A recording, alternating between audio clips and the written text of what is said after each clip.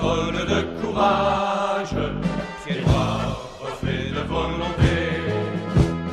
Toute confession, sans distinction, fils de pionnier.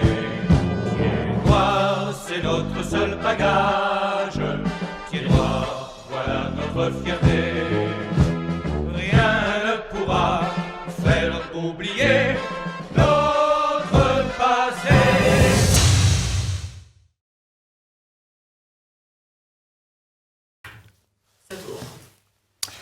Madame, Monsieur, bonjour, bienvenue pour ce 10e numéro de l'émission Au Forum, en compagnie bien évidemment du secrétaire général de l'association Jeunes Pieds Noirs, Bernard Colle. Bonsoir Martial. Bonsoir et félicitations, puisque vous êtes l'initiateur de cette émission qui est à son... On est arrivé quand même à la 10e. 10e, un beau score, on va poursuivre jusqu'à la 100e. Vous avez choisi d'évoquer un événement majeur de la vie politique française. Il s'agit des événements en Algérie du 13 mai 58 qui ont conduit, on le sait, à la naissance de la 5e République. Mais si les médias en ont peu parlé, vous voulez revenir sur cette information et la mettre en perspective avec ce qui se passe en France actuellement, puisque vous dites que cette période de 58 a des analogies avec celle des Gilets jaunes qui, depuis le 17 novembre 2018, bousculent la vie politique française. Alors, quels sont ces points communs, Bernard ?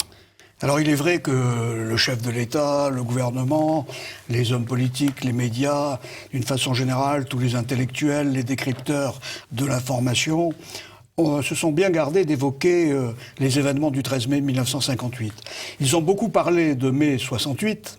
On a eu une avalanche d'articles dans la presse en mai 68 pour le 5e anniversaire.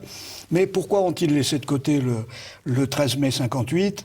Eh bien, c'est un événement pourtant majeur, c'est le changement de notre Constitution.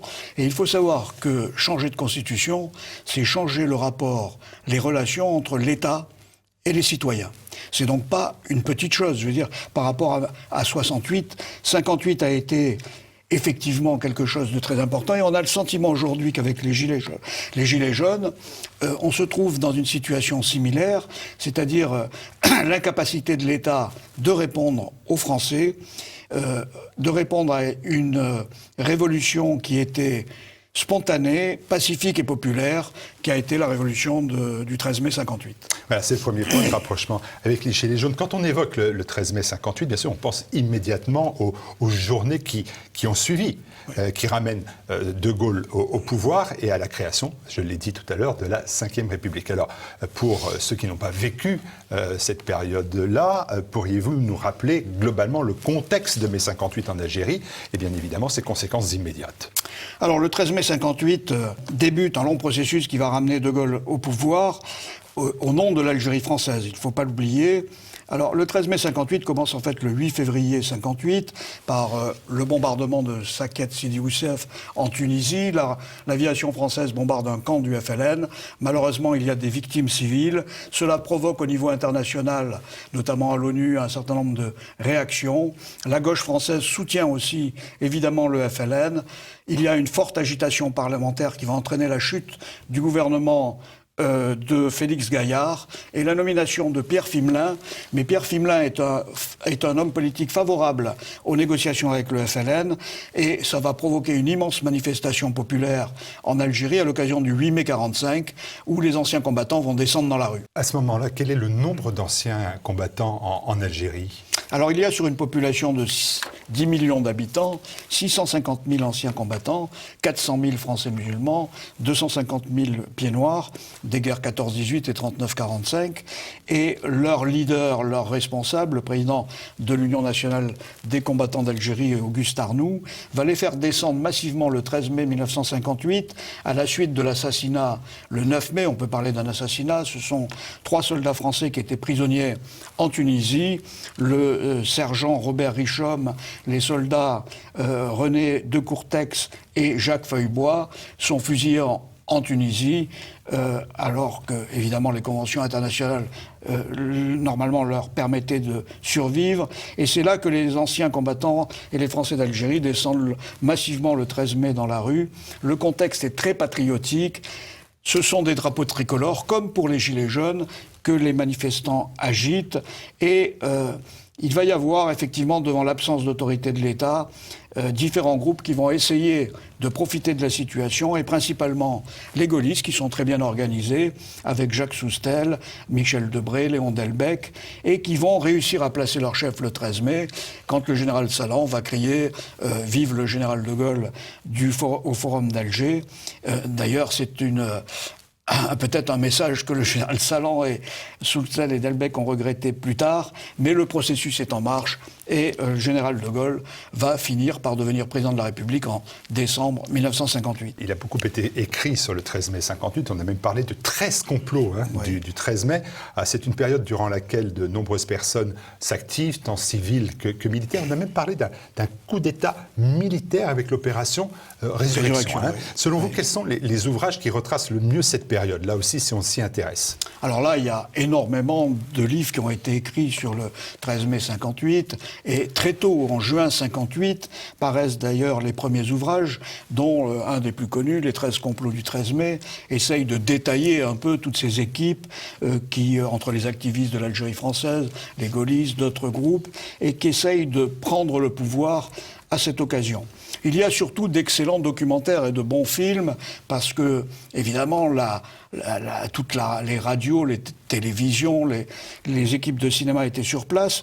Et vous avez un film que vous avez déjà vu, je pense, plusieurs fois, dont vous avez vu des extraits à Télé Liberté, c'est La valise et le cercueil de nos amis Charlie Cassan et Marie Avenel, qui a fait plus de 500 000 visites sur YouTube. Écoutez, ce que je vous propose effectivement, voilà. c'est de regarder cet extrait de l'excellent documentaire, c'est vrai, de Charlie Cassan et Marie Avenel, qui s'intitule La valise. Voilà, qui va nous redonner l'ambiance de l'époque. On regarde. Après l'annonce du FLN de l'exécution de 3 prisonniers militaires français en Tunisie, l'indignation des Algérois est à son comble. À Alger, les Français d'Algérie marchent vers le gouvernement général.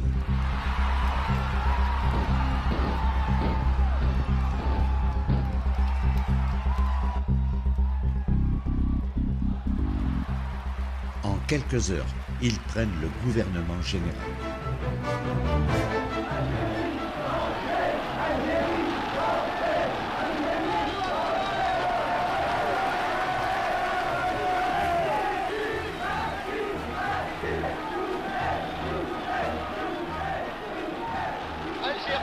Algériens, je veux rendre hommage à ses chefs et d'abord au général Salan.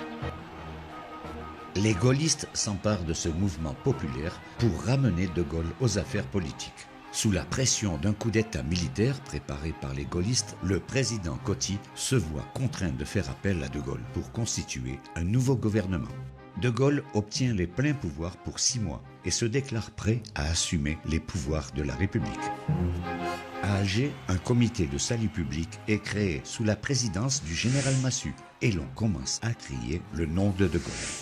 J'avais mon copain à côté qui s'appelait Sigüenza, d'origine espagnole. Il habitait à Panellois dans la rue Taine. Il se retourne vers moi et fait « Nous sommes lésés » avec un B majuscule. Tout était préparé d'avance. À Paris, sur les Champs-Élysées, on manifeste pour l'Algérie française.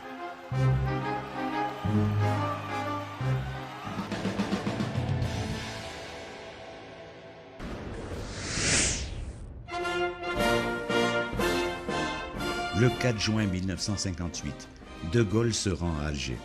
Il plonge dans l'euphorie de toute cette foule venue l'acclamer, où les musulmans sont aussi nombreux que les Européens. Je revois la ville en fête et en délire, suffocant sous le soleil et sous la joie.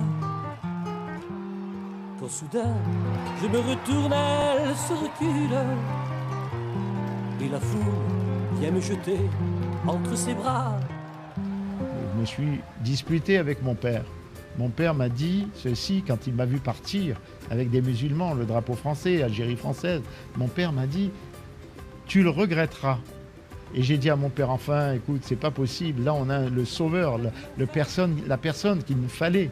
Mon père m'a dit non, tu le regretteras. On est dans un rare moment de grâce où tout est possible, mais nul ne prend garde au malentendu niché dans une petite phrase de De Gaulle. Je vous ai compris. Je sais ce qui s'est passé ici. La France considère que dans toute l'Algérie, il n'y a qu'une seule catégorie d'habitants. Il n'y a que des Français à part entière. 2 jours plus tard, à Mostaganem, devant une foule composée en grande partie de musulmans, il termine son discours par ce cri tant attendu. Vive l'Algérie française! C'était une chose extraordinaire. La guerre durait depuis 4 ans et les gens, les autochtones comme les pieds noirs, en avaient assez. Et quand ce 13 mai a éclaté, qu'on a vu arriver le général de Gaulle, tout le monde a dit « enfin c'est la paix ». Et on a vu des félagas agiter le drapeau français dans leurs repères, des félagas venir remettre leurs armes, on a vu des femmes brûler leurs voiles, on a vu des gens venir des villages autochtones avec des drapeaux français, venir embrasser, malgré les consignes de boycott du FLN. Enfin, il y avait un miracle.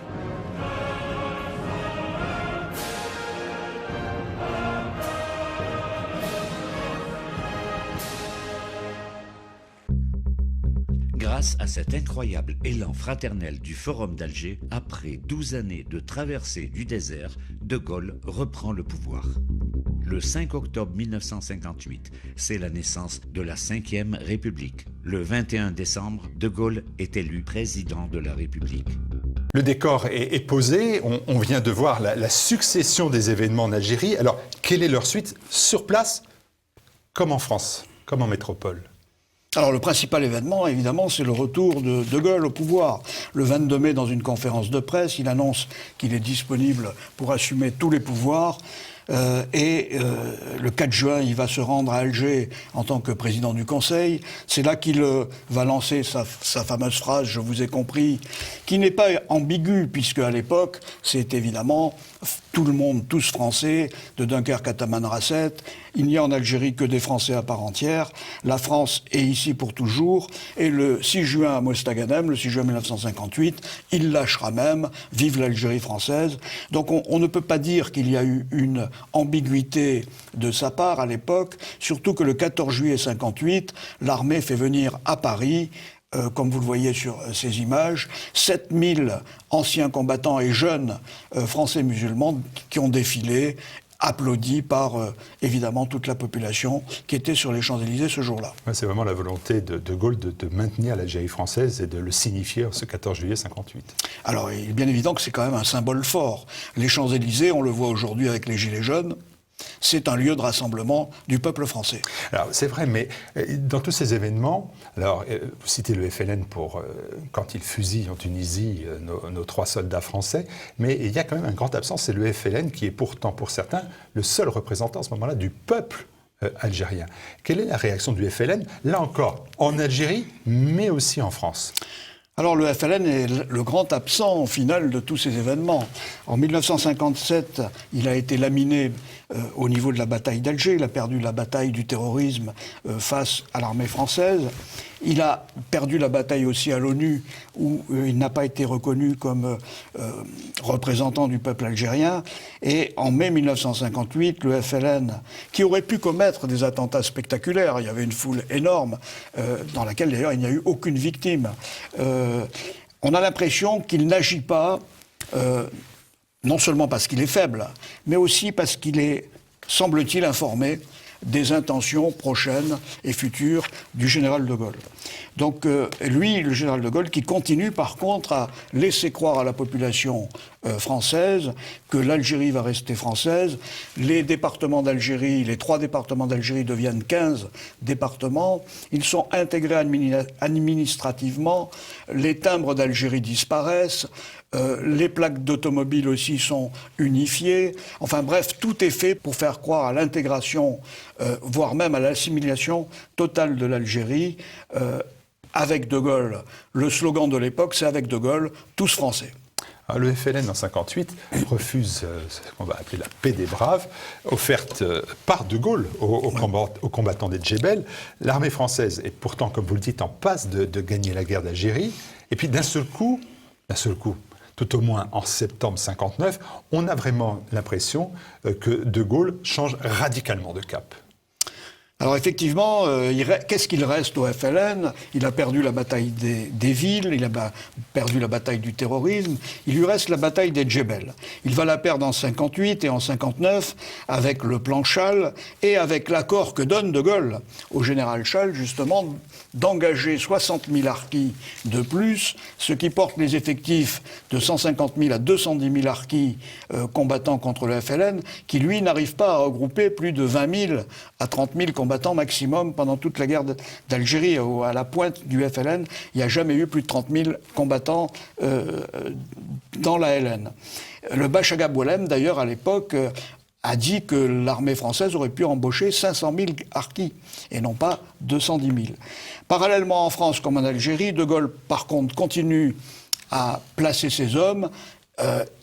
Le général Salan est nommé gouverneur général en France, donc c'est-à-dire c'est un poste secondaire en fait. Il écarte tous ceux qui lui ont permis de revenir au pouvoir et il nomme à leur place des hommes qui sont ses hommes ou des hauts fonctionnaires comme Paul Delouvrier qui vont exécuter les ordres que va donner le général de Gaulle. Alors, notamment une conférence de presse en septembre 59.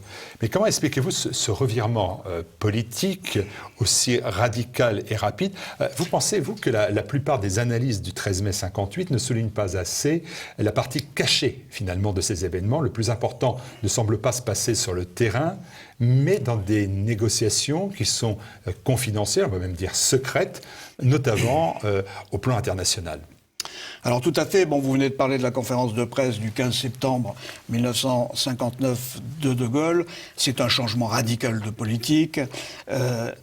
Il est peut-être nécessaire de faire un tout petit retour en arrière pour comprendre ce qu'il s'est passé. Une semaine avant cette conférence, le général de Gaulle rencontre le président des États-Unis, qui est à l'époque Eisenhower.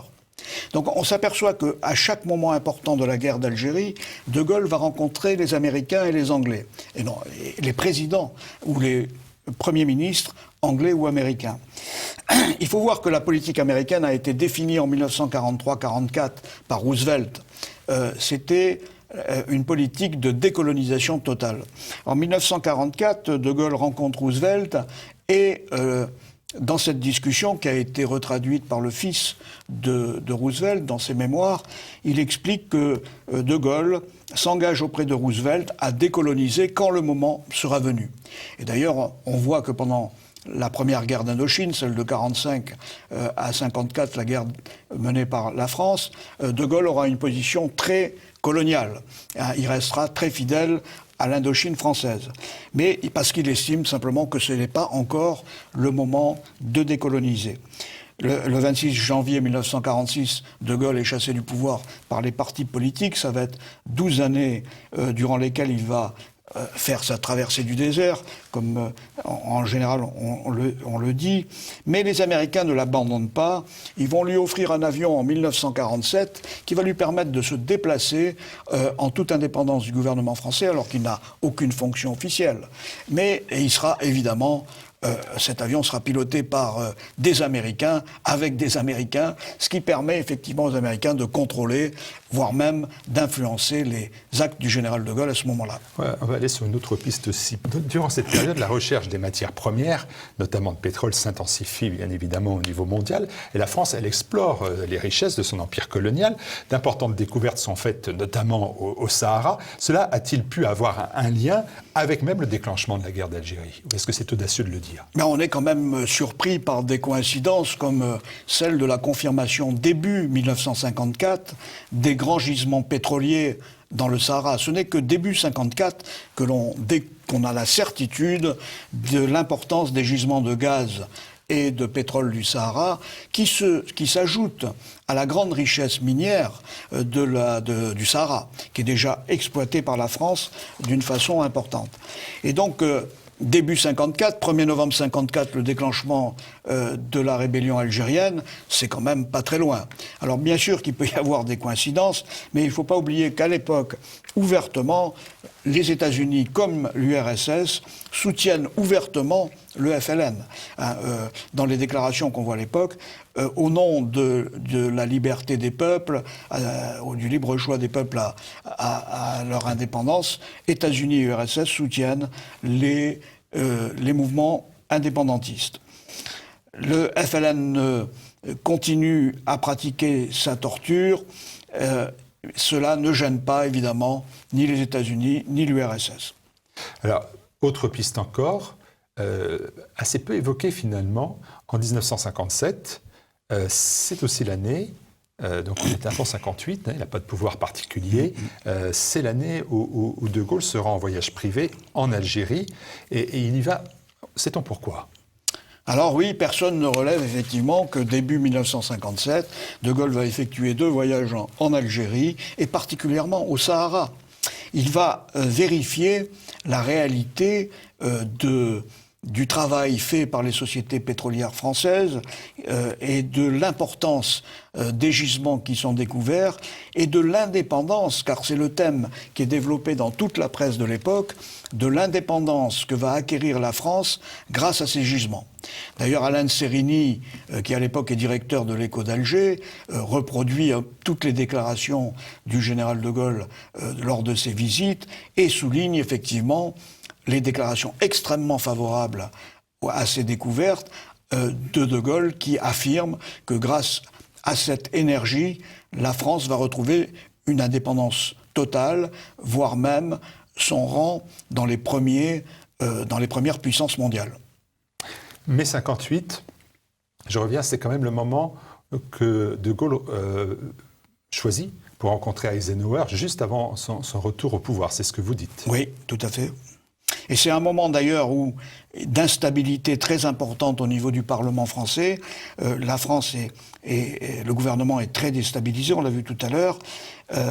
De Gaulle rencontre effectivement Eisenhower et Macmillan, qui est le Premier ministre anglais, le 9 mai 1958. Au programme, il y a évidemment la défense de l'Europe contre la menace soviétique, mais aussi l'affaire algérienne.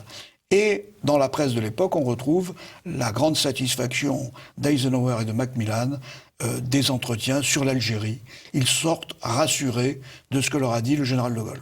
Alors, moi je veux bien vous suivre, Bernard, sur cette notion-là, mais il n'y a pas forcément complot, comme on dit, dans cette rencontre, premièrement parce que le général de Gaulle entretient des liens serrés, vous l'avez dit, avec les États-Unis. Deuxièmement, ça peut être une simple coïncidence. Est-ce qu'on peut s'appuyer sur d'autres faits ou sur d'autres documents pour étayer votre point de vue ? Alors, on trouve dans de nombreux ouvrages la phrase suivante, notamment dans les ouvrages d'un historien qui s'appelle Delaunay, que De Gaulle est l'homme des Américains. Ce sont les Américains eux-mêmes qui l'écrivent dans leur presse à l'époque, et qu'en 1958, ils vont se servir de Gaulle pour mener à bien leur politique de décolonisation.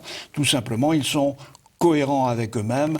Et quand on regarde de 59 à 62, les comptes rendus des rencontres des hauts responsables américains avec De Gaulle, on est effectivement très surpris.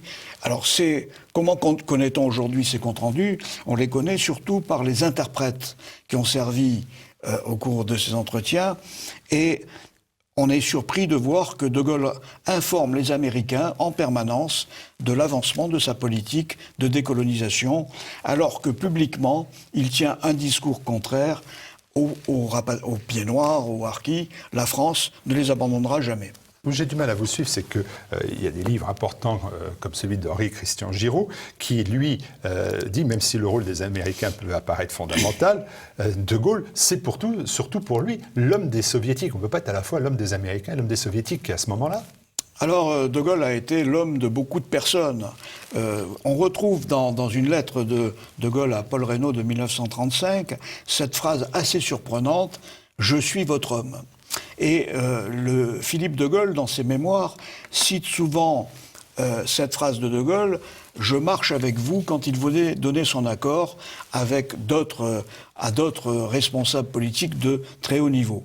En fait, De Gaulle a été l'homme à la fois du maréchal Pétain, à la fois de Paul Reynaud, de Churchill, de Roosevelt, de Staline, d'Eisenhower, de Kennedy. il a été l'homme de tous ceux qui lui permettaient d'accéder au pouvoir et de s'y maintenir. En 1958, ce sont les Américains qui dominent la politique occidentale et non pas les Russes.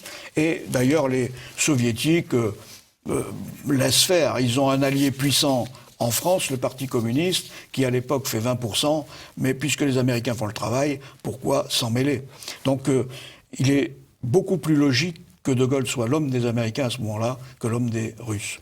Alors, quand vous me dites qu'il y a l'idée de brader finalement le pétrole saharien à d'autres, moi je pourrais vous rétorquer qu'en 62, la France va garder la main sur le pétrole saharien. Elle poursuit d'ailleurs ses essais nucléaires au Sahara. Elle n'abandonnera militairement l'Algérie totalement qu'en juillet 1964. Donc c'est quelque chose qui va à l'encontre de ce que vous venez d'indiquer. Alors tout à fait, en 1962, l'homme qui gère les accords avec l'Algérie, c'est Jacques Chirac. Jacques Chirac va très bien défendre le dossier français, c'est un très bon négociateur. Les intérêts de la France seront maintenus. La France place un homme quand même à la tête du gouvernement algérien, c'est Hervé Bourges, qui sera véritablement le premier président de la République algérienne, et non pas Ben Bella. La société Elf devient la pompe à finances de tous les partis politiques de pouvoir, et principalement des gaullistes. Il ne faut pas oublier que dès 1959, Paul Delouvrier a négocié avec le FLN un accord secret pour que les pipelines menant le gaz et le pétrole au port de Bougie ne soient pas sabotés par le FLN, tout ça contre 1 milliard de francs qui sert à acheter des armes qui tuent les soldats français.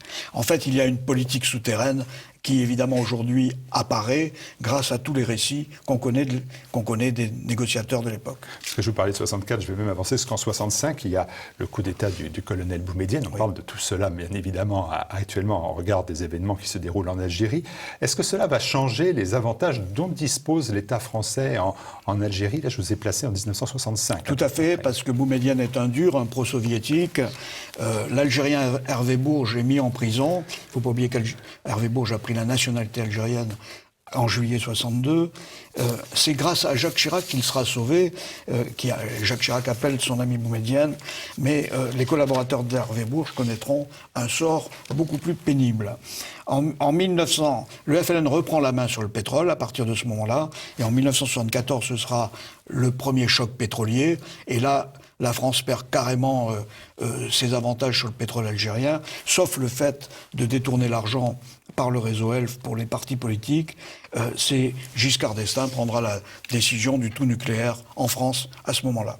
Alors on est obligé de tracer rapidement, pourtant c'est passionnant. On vient de voir quand même la succession des événements du 13 mai et ses conséquences les plus importantes. Je rappelle, une nouvelle constitution, la Ve République, la perte de l'Algérie, puis ensuite la perte des richesses de l'Algérie et du Sahara. C'est la révolte pacifique des Français d'Algérie, donc présente, vous l'avez dit, des analogies avec la situation actuelle, avec l'esprit des Gilets jaunes. Est-ce qu'on peut pousser quand même plus loin encore le comparatif ? Alors déjà, le premier point, on l'a vu, c'est quand même que c'est une révolte populaire, pacifique, inattendue du pouvoir, dont l'une des causes principales est l'inquiétude des Français d'Algérie sur leur avenir. C'est bien un peu ce que l'on retrouve aujourd'hui avec les Gilets jaunes, pardon. Et ce choc produit dans la population française un sentiment que ça ne peut pas durer. Nous sommes exactement dans cette situation à l'heure actuelle. Il y a aussi le sentiment que les Français sont menés un peu à leur suicide, ce qui était le cas des Français d'Algérie à l'époque. Éric Zemmour, d'ailleurs, a bien traduit ce sentiment avec son ouvrage « Un suicide français ». En 1958, il est incontestable qu'une prise de conscience a eu lieu, que ça ne pouvait pas durer, et comme en 1958, il n'y a pas de solution apparente aujourd'hui. Enfin, si la révolte spontanée des Gilets jaunes a provoqué une certaine surprise chez bon nombre de Français, pas chez tous, il y a par contre, comme en 1958, une différence de taille, c'est qu'il n'y a pas, semble-t-il, de sauveur, entre guillemets, disponible, et Emmanuel Macron est donc tranquille, ne connaîtra certainement pas le sort qu'a connu le président René Coty. Tout à fait, vous avez raison sur ce point, mais tout compte fait, n'est-ce pas mieux? Parce qu'en 1958, le sauveur a fait le contraire de la politique pour laquelle il était revenu au pouvoir. Et en fait, la Ve République apparaît de plus en plus, dès cette époque-là, comme une machine à trahir, comme le souligne actuellement un certain nombre de journalistes, on l'a vu avec Éric Zemmour, mais aussi on le voit avec des hommes politiques comme Arnaud Montebourg, qui ont fait un livre sur cette machine à trahir que constitue la Ve République. En l'absence d'un sauveur, peut-être que notre chef de l'État, qui se prétend gaulliste, pourrait assumer la mission historique que lui propose Éric Zemmour, qui pourrait être d'ailleurs une mission très gaullienne. Éric Zemmour, dans un article du 13 septembre 2018 dans Valeurs Actuelles, lui dit que son rôle historique est simple. S'il veut le jouer, il doit être le De Gaulle de l'Algérie. De Gaulle est venu au pouvoir sur les épaules des partisans de l'Algérie française avant de les trahir. Macron est venu au pouvoir sur les épaules des partisans de la soumission de la France à l'ordre mondial et à l'invasion migratoire. Il doit se retourner contre eux. Pour l'instant, je ne le vois pas faire cela, nous explique Éric Zemmour. Et selon vous, comme en 58, alors seul un changement de constitution, ça c'est vraiment votre idée phare, permettra la prise en compte des légitimes attentes des Gilets jaunes, et plus largement d'ailleurs celles des jeunes gens, ces Français qui, comme vous et moi, constituent le peuple souverain? Notre machine à trahir constitutionnelle actuelle ne permet pas de répondre à la crise institutionnelle provoquée par les Gilets jaunes.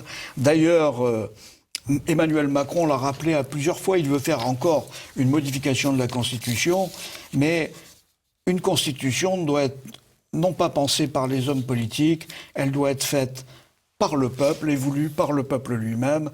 C'est le message, je crois, qu'un certain nombre de Gilets jaunes ont passé lors de leur manifestation. Et c'est ce que je vous propose de développer dans la deuxième partie de Au Forum. On se retrouve dans quelques instants. Symbole de courage, ciel noir, reflet de volonté. Et on se retrouve pour cette deuxième partie d'Au Forum avec bien sûr Bernard Colle, l'initiateur de cette émission Au Forum, qui en est à son 10e épisode, 10e émission. Alors de l'histoire, revenons à l'actualité. Tous les Français ont pu suivre dans les médias depuis le 17 novembre 2018 l'action, la révolte des Gilets jaunes. Dans la première partie, nous avons vu qu'il y avait des points communs avec la révolte des Français d'Algérie au 13 mai 58. Toutes deux sont, vous l'avez rappelé, pacifique, vous m'avez dit aussi populaire et patriotique, et l'État ne sait pas apporter une solution aux problèmes posés. Les Français, donc, actuellement encore, ont le sentiment d'être trahis et que cela ne peut plus durer. Peut-on aller, là encore, plus loin dans la comparaison? Je ne vous ai pas laissé le temps de le faire tout à l'heure.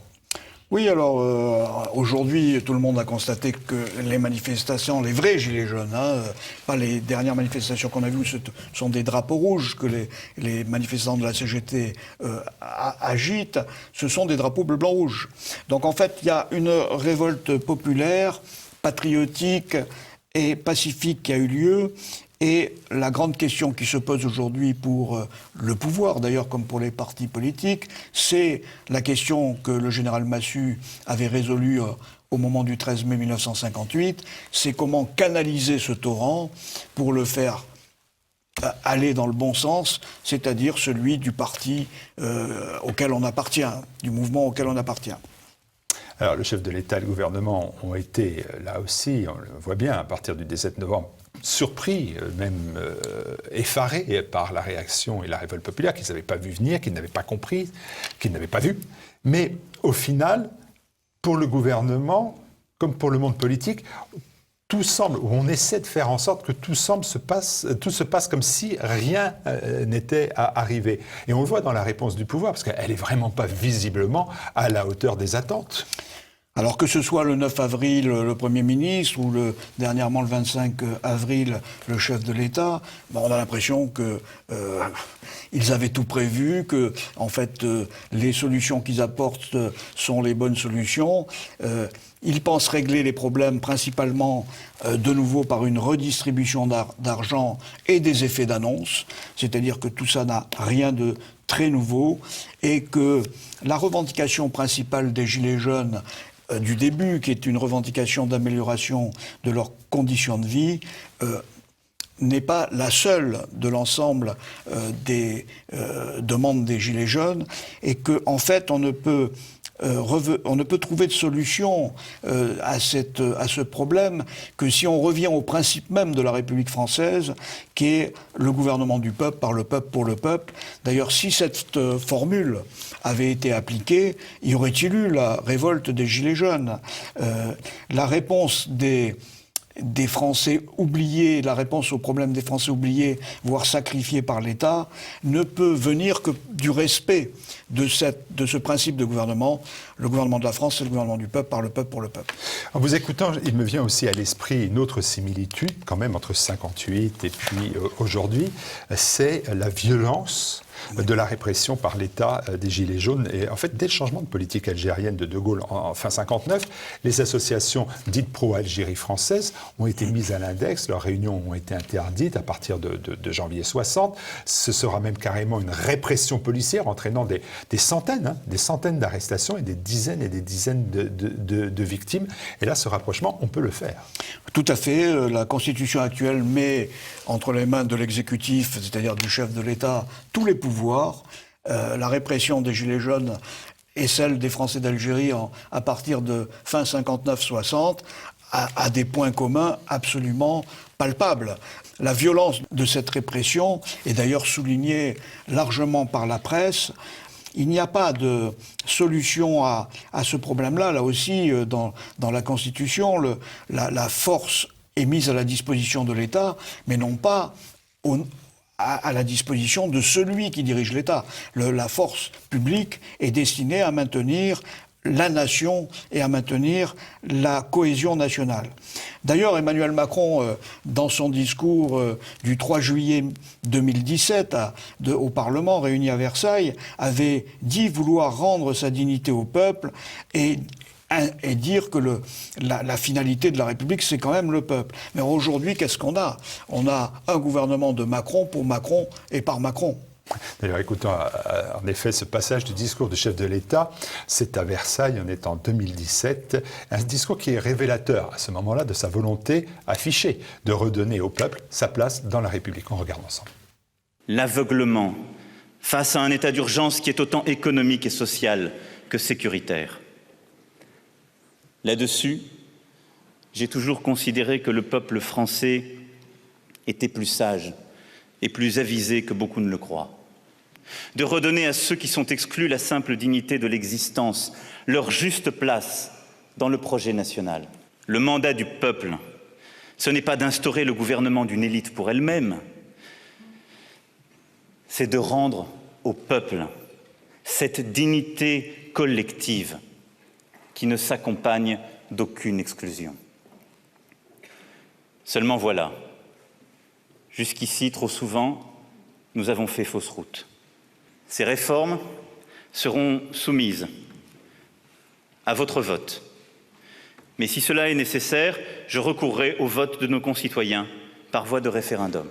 De Gaulle estime que le règlement du problème algérien ne pourra se faire dans le cadre que d'une nouvelle constitution. Les Français sont appelés à voter donc le 27 septembre 58.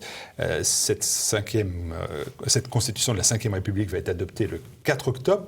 Qu'est-ce qu'elle est devenue, cette constitution qui fonde la Ve République? Effectivement, la constitution est adoptée le 4 octobre 1958 par référendum. Donc c'est le peuple qui soutient cette constitution et qui la vote. Mais depuis, que s'est-il passé?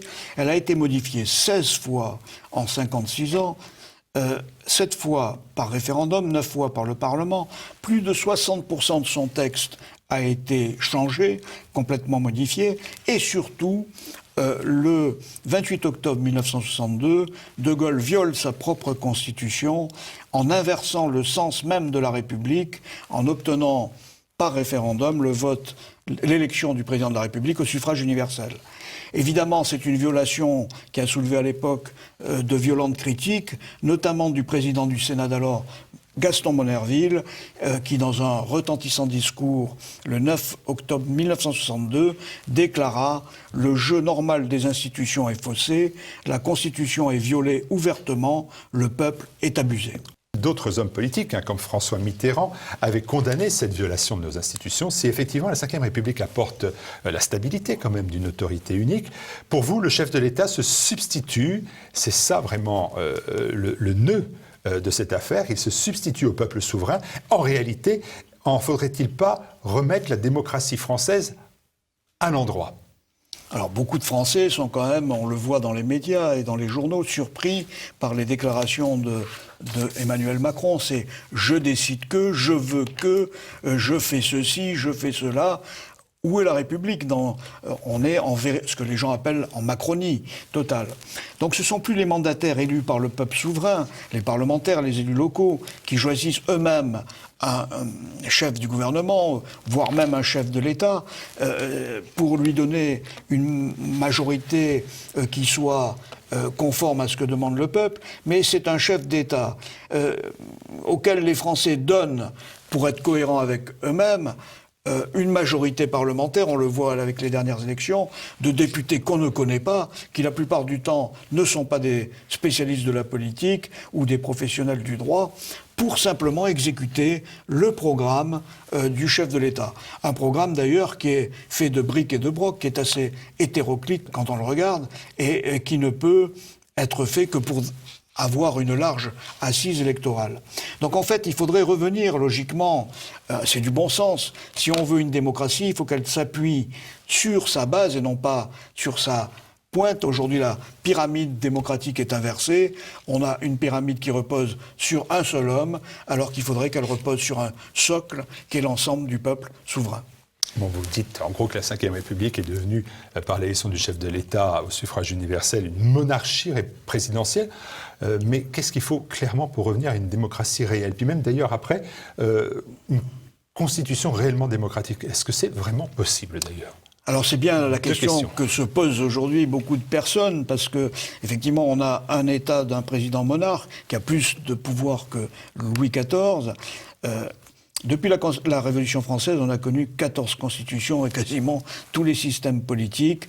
Aujourd'hui, pour ceux qui l'admettent, le principe de gouvernement de la République, c'est le gouvernement du peuple, par le peuple et pour le peuple. Il faut donc réfléchir, tout simplement, ensemble. Quelles sont les conditions qui permettraient de faire en sorte que ce principe, si on est d'accord avec lui, évidemment, soit applicable, c'est-à-dire quelles sont les institutions qui permettraient de mettre en œuvre ce principe pour que le peuple puisse réellement être représenté. Mais est-ce que c'est une réalité ? Est-ce que cette constitution démocratique, c'est pas une vue de l'esprit, Bernard Colle, votre esprit ? Alors, beaucoup de Français se posent la question. Est-ce possible de construire une constitution réellement démocratique ? En tout cas, la constitution démocratique est la loi suprême que doit se donner le peuple, et il ne peut le faire que lui-même. Donc il ne peut modifier d'ailleurs la Constitution que lui-même, comme dans beaucoup de pays, la Constitution ne peut être modifiée que par le peuple et non pas par ses représentants. Abraham Lincoln, qui est d'ailleurs l'auteur de cette fameuse formule du gouvernement du peuple, par le peuple et pour le peuple, soulignait aussi que le peuple va à sa ruine quand les honnêtes gens n'ont plus qu'un courage inférieur à celui des individus malhonnêtes. Alors ça ne veut pas dire que tout le système politique est malhonnête, pas du tout. Mais aujourd'hui, pour être élu, il faut bénéficier du soutien des partis politiques ou de l'État. Les hommes politiques, une fois qu'ils sont en place, s'ils n'ont pas l'argent qu'il faut pour perdurer, ne peuvent plus se maintenir. Et ceci n'est possible que par la redistribution de l'argent du contribuable par l'État, directement. Mais sans argent, on ne peut pas faire de politique. Moi, je veux bien que vous m'indiquiez qu'il est possible de ne pas financer la vie politique par l'aide de l'État. Mais vous savez à quoi ça aboutit ? Ça aboutit à d'autres pays, à se voir des oligarques prendre le pouvoir parce que c'est eux qui ont l'argent. Alors, effectivement, aujourd'hui, faire de la politique sans financement, c'est impossible. Tous ceux qui ont essayé d'en faire, on en connaît beaucoup, n'ont jamais réussi à aller très loin sans financement. Mais ce qui fait que beaucoup de Français pensent que le système politique d'aujourd'hui est complètement verrouillé, qu'il est immuable. Et là, il faut remercier les Gilets jaunes. Ils ont montré que le système politique d'aujourd'hui n'est pas un socle de béton, comme veulent le présenter les hommes politiques. Il faut que les gens honnêtes, entre guillemets, tous ceux qui financent ce système-là, réfléchissent ensemble à ce qu'il est possible de faire, car on voit la dérive aujourd'hui de ce système. La plupart des hommes politiques sont devant les tribunaux pour des délits financiers, pour avoir essayé de se maintenir au pouvoir en trouvant de l'argent. Il y a aussi un autre argument, c'est qu'il faut faire des lois quand on veut gouverner. Et ni vous ni moi, peut-être un peu plus que les autres, mais pas plus, nous savons faire des lois, quoi. Tout le monde n'a pas la capacité de préparer des lois. Il faut quand même être un tout petit peu spécialiste, sinon c'est un peu insurmontable. On le voit bien quand même dans cette affaire des Gilets jaunes. On voit bien la difficulté de faire sortir des grandes idées qui tiennent la route. Je pense par exemple au référendum d'initiative citoyenne. Alors tout à fait, on a l'impression qu'effectivement faire une loi c'est quelque chose de complexe. Alors, il se trouve que nous on a une expérience de 10 ans sur la loi sur les rapatriés, on s'aperçoit tout compte fait que ce n'est pas si complexe que ça. D'ailleurs, combien de députés à la dernière élection législative sont des professionnels du droit ? Il y en a très peu. Et la Constitution actuelle, dans la Déclaration des droits de l'homme, stipule que la loi doit être l'expression de la volonté générale et que chaque citoyen a le droit d'y concourir directement ou par ses représentants. Elle doit être la même pour tous. Eh bien, ça veut dire que chaque citoyen peut proposer une loi. D'accord. Et la révolte des Gilets jaunes, elle a démarré par un ras-le-bol fiscal, je rappelle, par un ras-le-bol des impôts. Ça, c'est l'esprit du 17 novembre 2018. Est-ce qu'on peut vraiment régler là aussi le problème du financement des dépenses publiques de façon raisonnable, démocratique et par la Constitution ? Alors, si l'on regarde les chiffres, c'est vrai qu'une partie de la population française vit difficilement. Mais la majorité de nos compatriotes vit confortablement, voire bien, même très bien. 55% des Français sont propriétaires, 60% si on ajoute les Français qui disposent d'une résidence secondaire et qui sont locataires disposant d'une résidence secondaire. Le patrimoine moyen d'une famille est de 300 000 euros. Moins de 25% des Français ont un revenu de 1 200 euros par mois. La France est un pays riche qui est plein de ressources.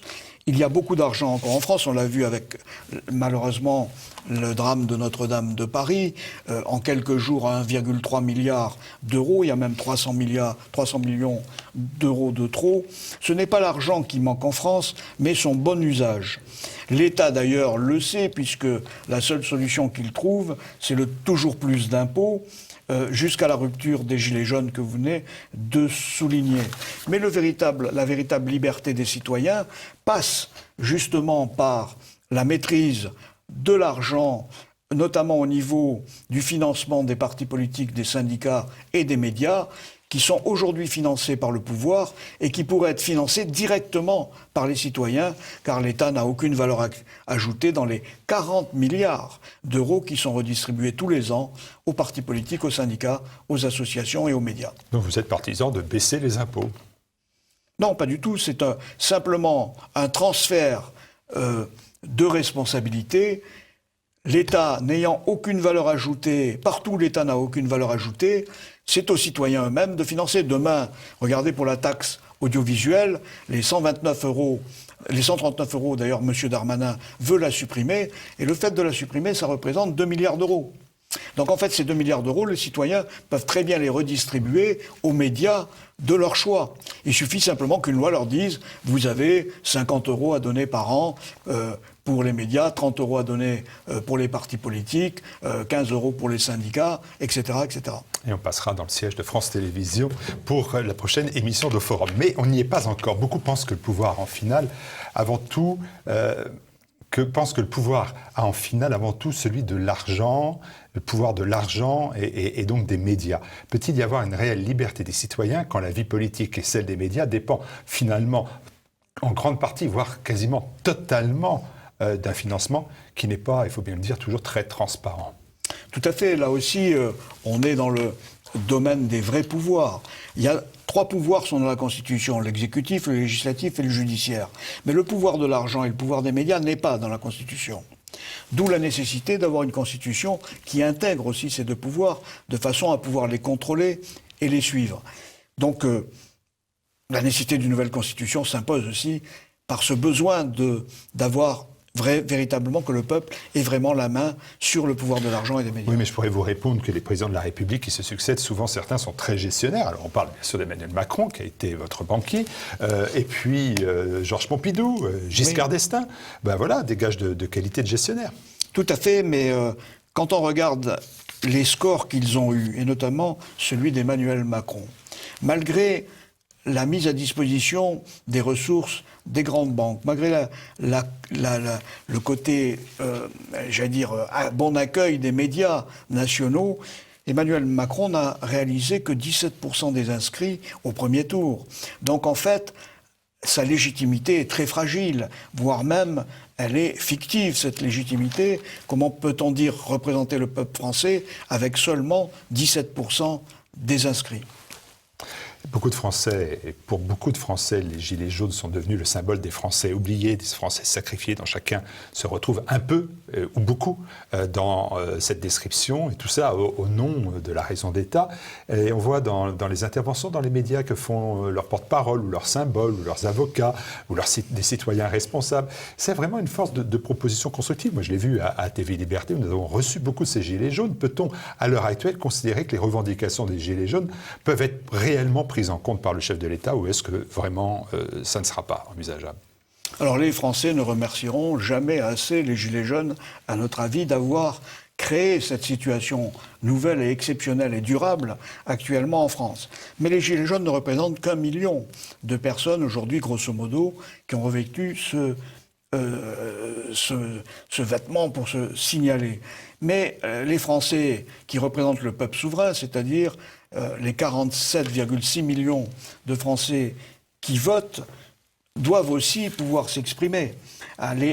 Aujourd'hui, le Gilet jaune représente effectivement les attentes des citoyens honnêtes qui veulent voir l'État à leur service et non plus les voir eux-mêmes contraints au service de l'État. Le chef de l'État, comme d'ailleurs la classe politique, ne semble pas l'avoir compris. Il faut qu'Emmanuel Macron réponde aux attentes légitimes des Gilets jaunes, et aujourd'hui on ne le voit pas le faire. Alors, dans les attentes légitimes, vous avez relevé bien évidemment ce que vous appelez les propositions de bon sens concernant le vote, notamment la proportionnelle intégrale, le vote obligatoire.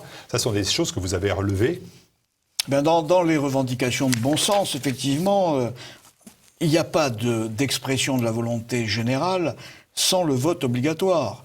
Aujourd'hui, on annonce 40% d'abstention aux européennes. Quelle va être la légitimité d'un candidat qui aura eu que 20% des électeurs? Donc, de nombreuses nations pratiquent déjà le vote obligatoire, le Brésil, la Belgique, ainsi que le compte des bulletins blancs. Quand 50% des exprimés sont des bulletins blancs, le vote doit être annulé. Il n'y a pas effectivement d'expression générale voulue par les droits de l'homme sans tenir compte de ces mesures de bon sens, c'est évident. D'accord, mais Bernard, vous n'êtes pas le propriétaire ni le détenteur de l'expression de la volonté générale, pas plus vous que moi. Alors effectivement, aujourd'hui, cette volonté générale s'exprime comment ?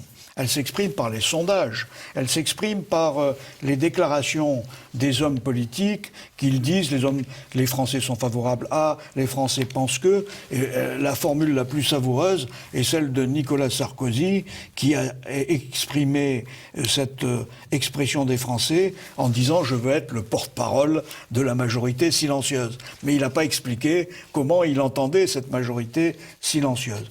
Alors, on a vu dans beaucoup de mairies des cahiers de doléances, on a vu un certain nombre même de mairies voter des propres constitutions locales, etc. Alors la question qu'on peut se poser, c'est est-ce qu'il ne faut pas revenir, comme en 1958, à des comités de salut public, qu'on pourrait appeler des comités d'expression du peuple souverain, car en fait la grosse difficulté, c'est l'expression des personnes. Quelles sont vos attentes? Comment les exprimer? Votre idée, c'est un référendum sur la nécessité ou non d'une nouvelle constitution qui permettrait de répondre en fait aux attentes, à l'anxiété même de nos concitoyens. Tout à fait. Le point de passage obligé aujourd'hui pour répondre à l'ensemble des attentes de nos compatriotes exprimées en partie par les Gilets jaunes, c'est faut-il ou non changer de constitution? Tout le monde demande un référendum d'initiative citoyenne.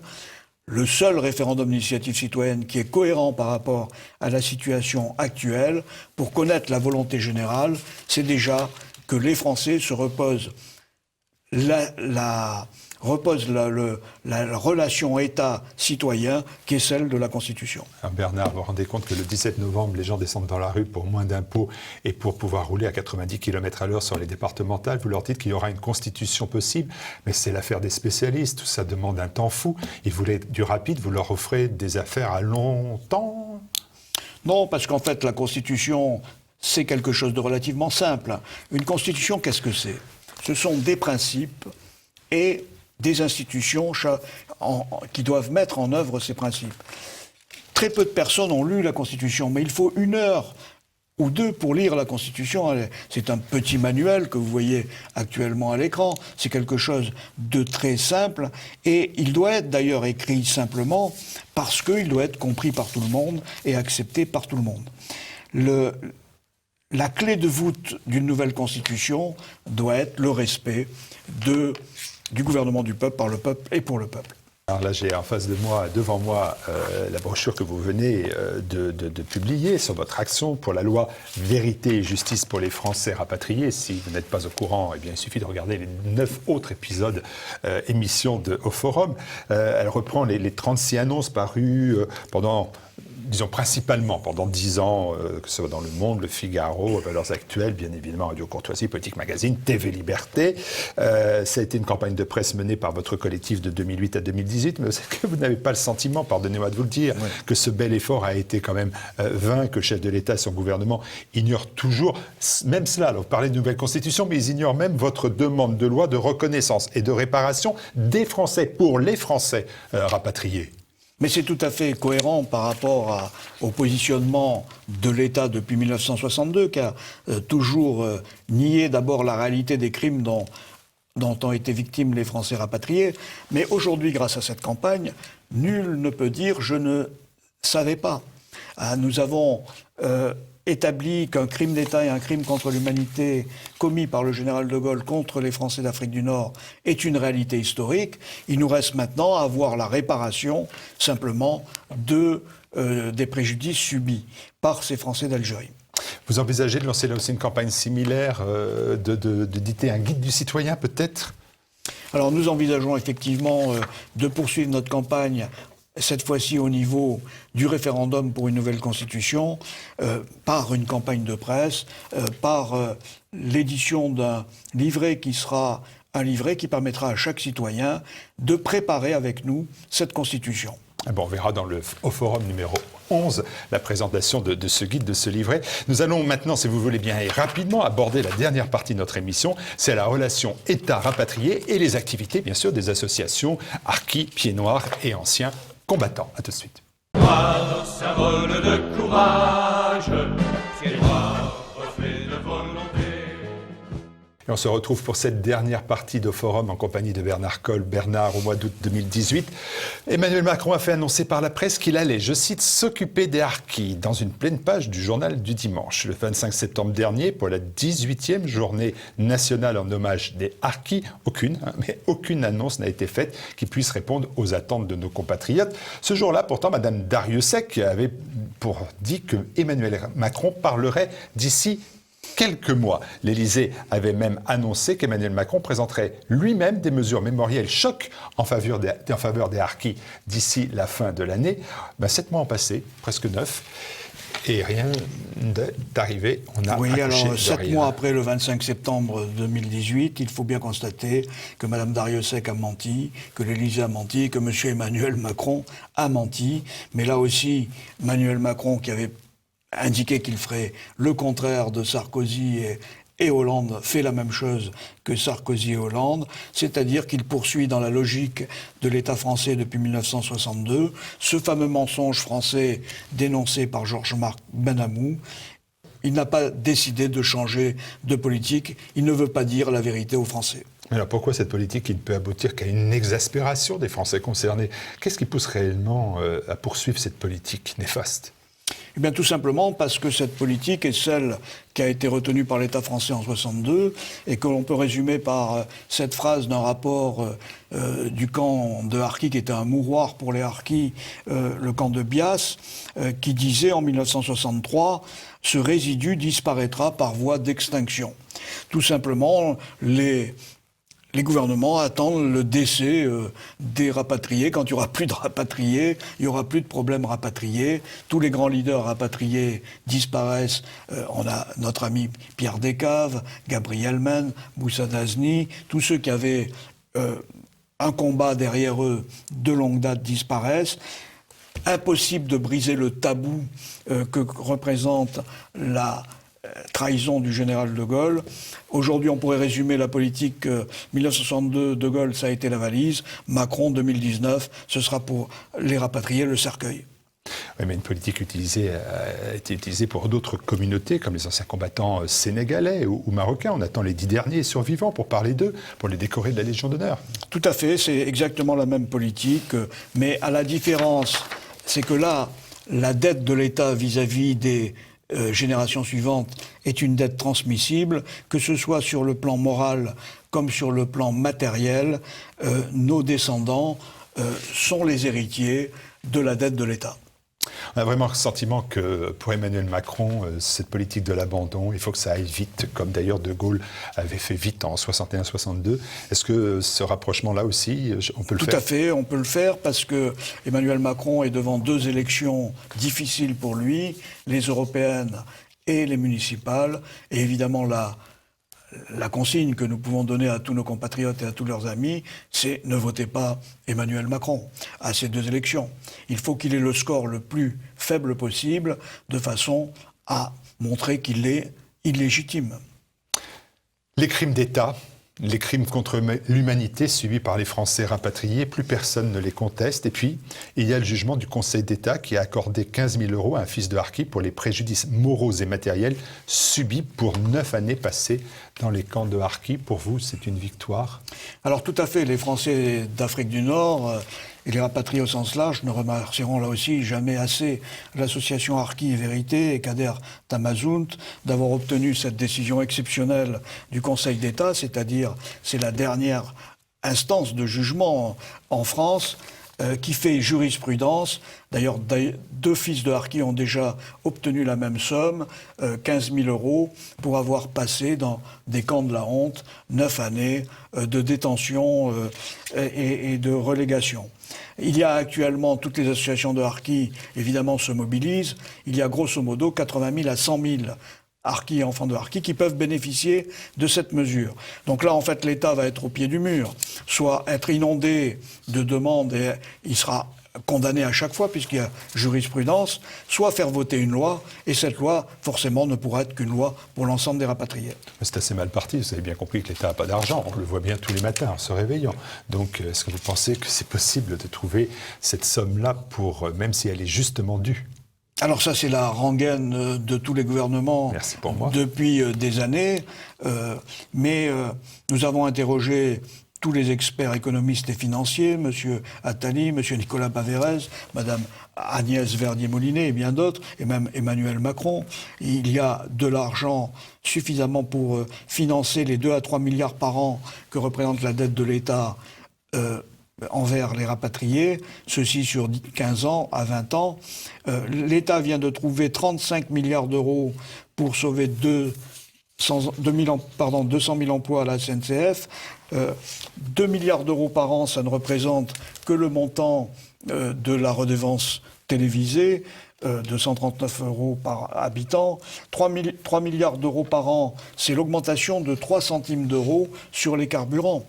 3 centimes d'euros par an permet de faire entrer 3 milliards d'euros dans les caisses de l'État chaque année. Donc en fait, il est possible de trouver des sommes qui ne soient pas ridicules comme les 40 millions d'euros distribués sur 4 ans par le plan du préfet Sceaux, Dominique Sceaux, au harkis, c'est-à-dire 100 € par an. Aujourd'hui, l'Allemagne vient de rembourser 2 600 € pour chacun des 25 000 de nos compatriotes juifs qui ont été les victimes des lois de Vichy, et un émigré en France coûte 6 400 € par an. On va, si vous voulez bien, Bernard Colle, terminer par la vie de la communauté harki pieds noirs, par la vie de la communauté des rapatriés français, même si les médias n'en parlent pas beaucoup, voire pas du tout, la vie de la communauté des Français rapatriés, qui représente quand même 3 millions d'électeurs, plus de 300 associations. Ça reste très actif, aussi bien chez les harkis, les anciens combattants et les pieds noirs. Alors, quelles sont les prochaines rencontres que l'on peut citer ? Alors la communauté des Français rapatriés est très active, personne n'en parle au niveau des grands médias, c'est certain, mais il vient d'y avoir le grand rassemblement de Notre-Dame d'Afrique à Théoul le 1er mai. Des plaques sont inaugurées dans de nombreuses villes de France en hommage au général Salan. La ville de Bolène vient de rendre hommage le 11 mai à Élie de Saint-Marc. Il y a d'ailleurs une bande dessinée qui vient d'être édité sur Élie de Saint-Marc. Il y a eu aussi un film qui a été réalisé par Secours de France et la réalisatrice Marcella Ferraru.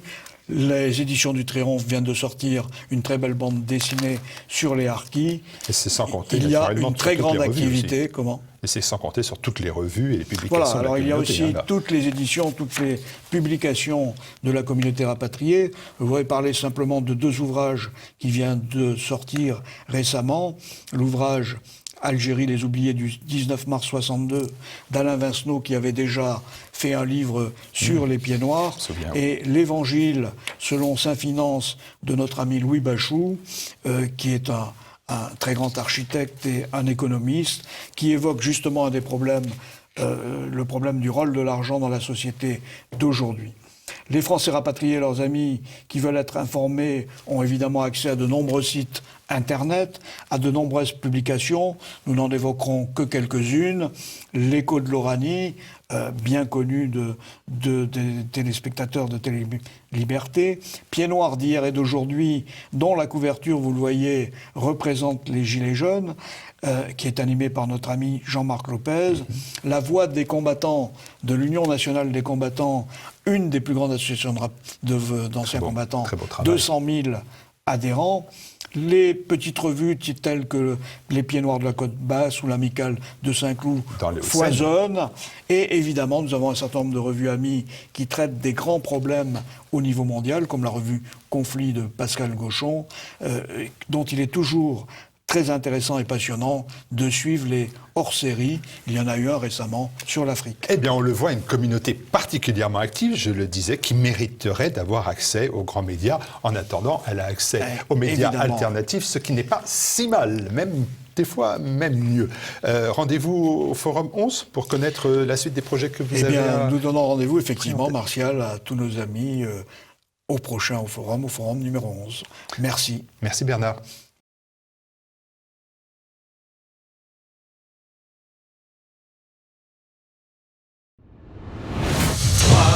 Symbole de courage, pieds noirs, reflet de volonté. Toute confession, sans distinction, fils de pionniers. Pieds noirs, c'est notre seul bagage.